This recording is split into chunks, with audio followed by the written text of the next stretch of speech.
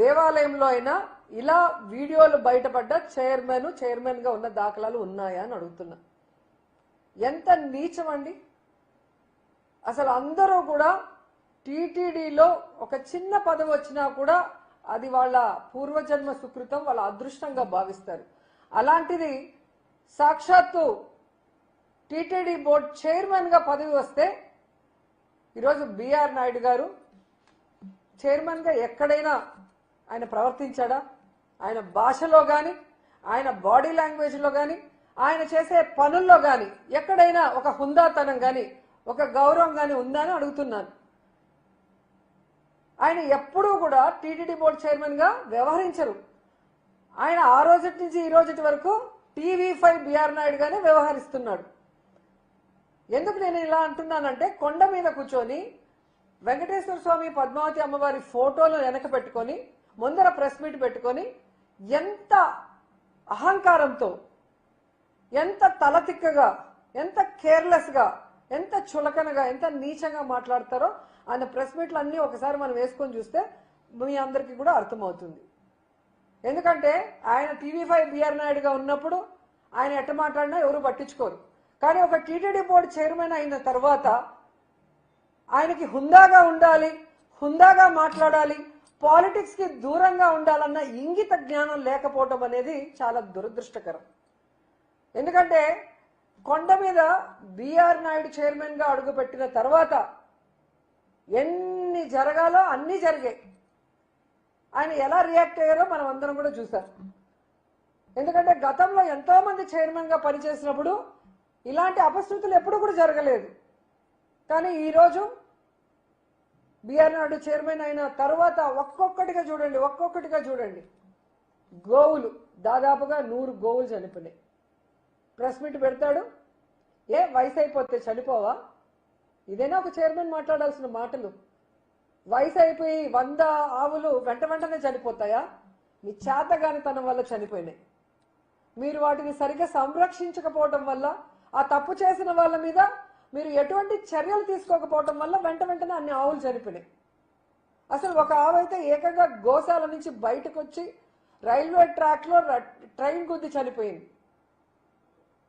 అంటే ఎంత నిర్లక్ష్యంగా ఉన్నారు మీ కింద వర్క్ చేసేవాళ్ళు. అంటే మీ మీద భయం, భక్తి లేదు. ఎందుకంటే మీకే దేవుడి మీద భక్తి లేనప్పుడు వాళ్ళు మీకెందుకు భక్తిగా ఉంటారు అనేది ఆలోచించాలి. అలాగే మీరు చూస్తే భగవద్గీత హిందువులందరూ ప్రతిరోజు ఒక పేజీ అయినా చదవాలి భగవద్గీత అని పెద్దలు చెప్తారు. ఆ భగవద్గీతలో ఉన్న సారాంశాన్ని తెలుసుకొని ఆ విధంగా తమ జీవితంలో ఉన్నతమైన విలువలతో నడుచుకోవాలి అని పెద్దలు చెప్తారు. కానీ ఈ బిఆర్ నాయుడు అంటాడు సిగ్గు లేకుండా, వైఎస్ఆర్ వాళ్ళు 50 కోట్లు పెట్టి బుక్కులు కొట్టేశారు, అవన్నీ రూమ్ లో వేస్ట్ ఉన్నాయి, అసలు ఆ భగవద్గీతలో ఏముంది చెత్త తప్ప అంటాడు. ఆ మూతి మీద 4 పట్ట వేయాలనిపించింది నాకు.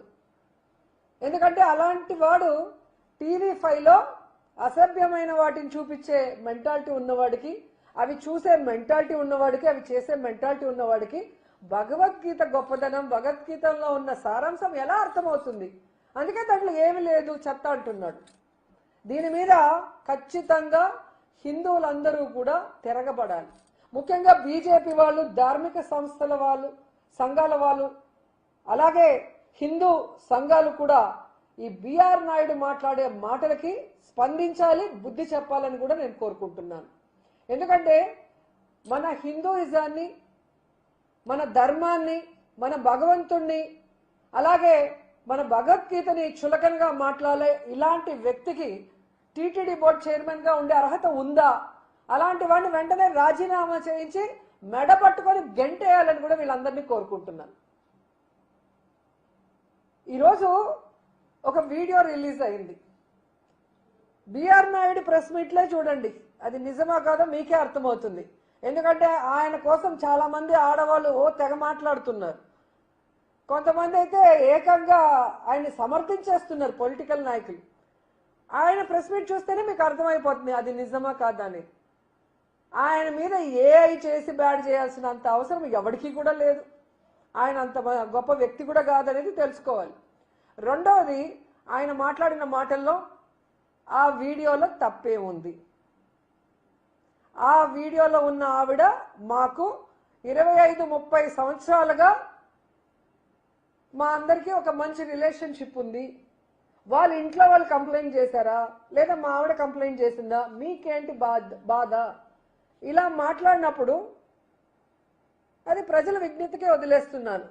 వాళ్ళిద్దరి మధ్య ఏముంది, ఏం జరిగింది, ఏం జరగలేదని.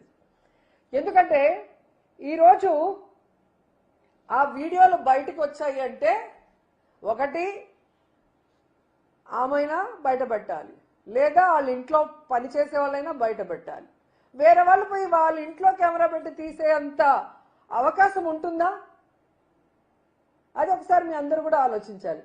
ఈరోజు పట్ట పగలు ఈ విధంగా దొంగ దొరికిన తర్వాత తప్పించుకోవడం కోసం ఈయన ఒక కేసు పెడతాడు, మళ్ళీ ఆవిడకి ఒక కేసు పెట్టిస్తాడు. అవి ఫేక్ వీడియోలు, ఏఐ వీడియోలు, మా మా మా గౌరవాన్ని భంగపరుస్తున్నారు అనేసి. ఆమె పేరేంటో నాకు తెల్ల, ఇందులేఖ అనుకుంటాను. ఆ మేడంకి నేను ఒక సలహా ఇద్దామనుకుంటున్నా. ఇందులేఖ మ్యామ్, ఇక్కడ ఎవరు మీ పరువు తీయలేదు. మీ పరువు తీసిందంతా బిఆర్ నాయుడు గారు. ఈరోజు మాకు ఇన్నేళ్ల సంబంధం ఉంది, వాళ్ళ ఇంట్లో వాళ్ళు ఏమనలేదు, మా ఇంట్లో వాళ్ళు కంప్లైంట్ చేయలేదు, అసలు దీంట్లో ఏం తప్పు ఉందని మాట్లాడి మీ పరువు తీసింది ఆయన మీద కేసు పెట్టండి. అది వదిలేసి ఎవరెవరి మీద కేసులు పెట్టామని మాట్లాడటం కరెక్ట్ కాదు.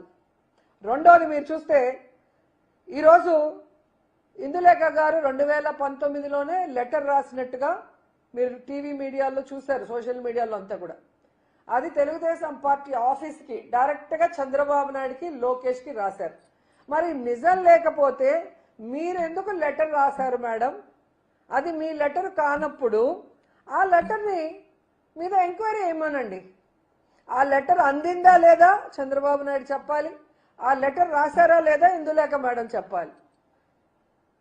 చేయాల్సిన తప్పులన్నీ అందరూ చేసేసి ఎంతసేపు వైఎస్ఆర్సీపీ మీద దుమ్మెత్తి పోసేదానికి రెడీగా ఉంటారు. ఏ రోజు వైఎస్ఆర్సీపీ ఇలాంటి తప్పుడు పనులు చేయలేదు, ఏ రోజు వైఎస్ఆర్సీపీ ప్రజలకి అన్యాయం చేయలేదు, భగవంతుడిని కూడా ఎప్పుడూ కూడా అగౌరవపరచలేదు. కానీ మీరు ఎదవ పనులు చేస్తారు, భగవంతుడిని అగౌరవపరుస్తారు, వీడియోలు దొరుకుతారు, ఫోటోలు దొరుకుతారు, మళ్ళీ ఇదంతా వైఎస్ఆర్సీపీ కుట్ర అని మీ పచ్చ ఛానళ్లతో దాన్ని మా మీద రుద్దాలని చూస్తున్నారు. ప్రజలేం పిచ్చోళ్ళు కాదు, ప్రజలు మొత్తం చూస్తున్నారు. బిఆర్ నాయుడు గారు చైర్మన్ అయిన రోజు నుంచి ఈ రోజు వరకు కొండ మీద ఏ విధంగా తాగేసి మాడ వీధుల్లో తిరిగిన దాఖలాలు చూసాం, మర్డర్ జరిగిన దాఖలాలు చూసాం, గోవులు చనిపోయింది చూసాం, మాంసం తిన్న